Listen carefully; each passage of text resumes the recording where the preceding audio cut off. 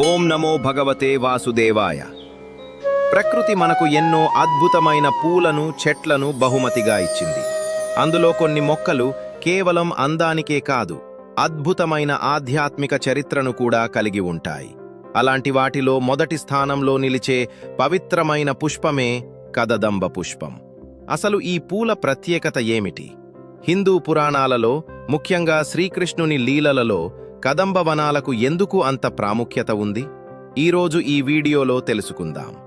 ద్వాపర యుగంలో బృందావనం అంటేనే మనకు శ్రీకృష్ణ భగవానుడు గుర్తుకు వస్తాడు. మరి ఆ కృష్ణుడి లీలలకు కేంద్ర బిందువు ఏది అంటే అది కదంబ చెట్టే. యమునా నదీ తీరాన ఉన్న కదంబ వనాలలోనే శ్రీకృష్ణుడు తన బాల్య క్రీడలు జరిపాడు.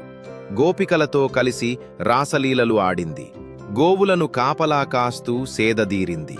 అందమైన వేణుగానం వినిపించింది ఈ కదంబ చెట్ల నీడలోనే. అందుకే కదంబ పూలను చూస్తే చాలు, మనకు భక్తిభావంతో పాటు కృష్ణుని మధుర స్మృతులు కళ్లముందు కలాగా మెదులుతాయి. చూడటానికి అచ్చం బంగారు వర్ణంలో చిన్న చిన్న బంతుల్లా ఉండే ఈ పూల ఆకారమే ఎంతో విచిత్రంగా, అద్భుతంగా ఉంటుంది. వర్షాకాలంలో ఈ పూల సుగంధం చుట్టుపక్కల ప్రాంతమంతా గుబాళిస్తూ మన మనసును ఎంతో ప్రశాంతతకు గురిచేస్తుంది.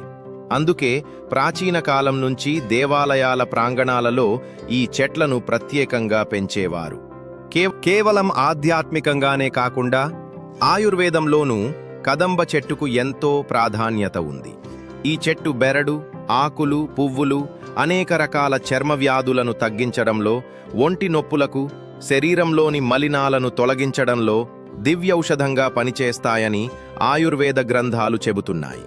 ఇలా దైవికతకు, ఆరోగ్యానికి ప్రతీకగా నిలిచే కదంబ పుష్పం గురించి తెలుసుకోవడం మన సనాతన సంప్రదాయాల గొప్పతనాన్ని మరోసారి గుర్తు చేస్తుంది. మరి ఈ వీడియో మీకు నచ్చిందా?